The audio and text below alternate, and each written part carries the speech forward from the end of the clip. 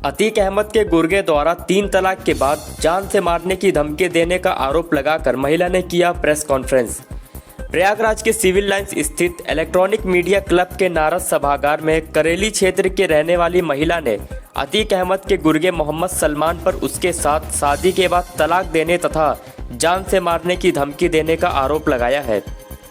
महिला के मुताबिक उसने कई जगह न्याय की गुहार लगाई, लेकिन न्याय नहीं मिल पाया है।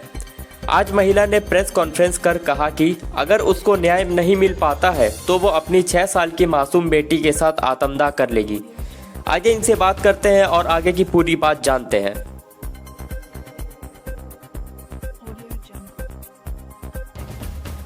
आप यहाँ पर प्रेस कॉन्फ्रेंस कर रही हैं, क्या मामला है आपका, क्या कहना चाहेंगे?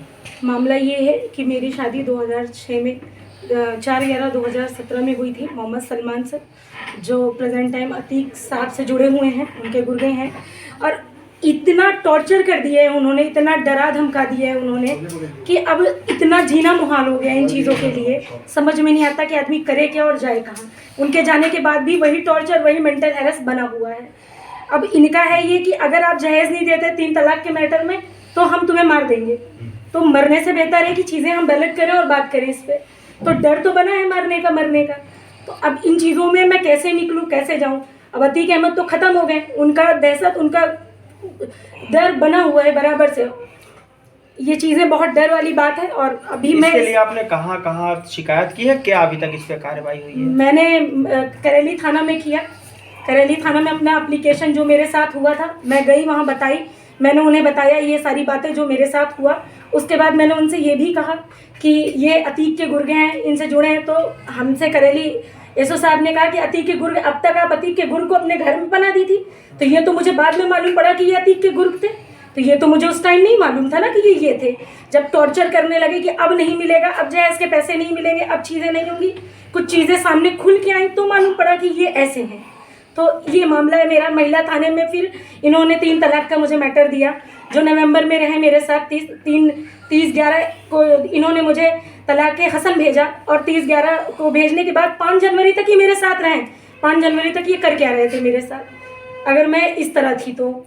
आपने बातचीत के दौरान बताया कि इनके किसी रिश्तेदार ने आपके साथ दुष्कर्म भी किया है, क्या वो? इनका साला है और इनकी सास है, इनकी सेकंड वाइफ है अरीज़ा खान, खुद मोहम्मद सलमान। इसमें सारे लोग थे। जो मैंने करेली थाने में इसका बात किया था, बताया भी था उनको कि ऐसी बात हुई है, जो उन्होंने अपने जांच पड़ताल में कहा कि ये पारिवारिक मामला है और पारिवारिक परामर्श केंद्र में भेज दिया गया। जब मैंने कहा, विक्टिम खुद कह रहा है कि आप उसका मेडिकल कराएं, तो आपने क्यों नहीं कराया? मैं उनसे कहती रह गई, आज 2 महीना हो गया, मैं उनसे कहती रहेगी कि आप मेरा मेडिकल कराएं। उन्होंने मेरा मेडिकल नहीं कराया इस डर से कि ये सांसद जी का आदमी है, हो सकता है कोई काम कर दे या कैसे कर दे। तो इन्होंने हमको नहीं किया, पैसे लेके दरकिनारे कर दिया और हमारी कोई सुनवाई नहीं है, कहीं सुनवाई नहीं है। क्या उन लोगों ने इनके ऊपर FIR किया था। इस बिना पर मुझे पता चला एक पेपर से कि ये भूमाफिया हैं, जो कम्मू जाबिर के छोटे भाई के साथ अभी एक जमीन के मामले में इनके नाम FIR हो रखा है। 3 तलाक तथा पारिवारिक मामले को लेकर कहाँ आपने शिकायत की है, क्या कार्रवाई हुई है?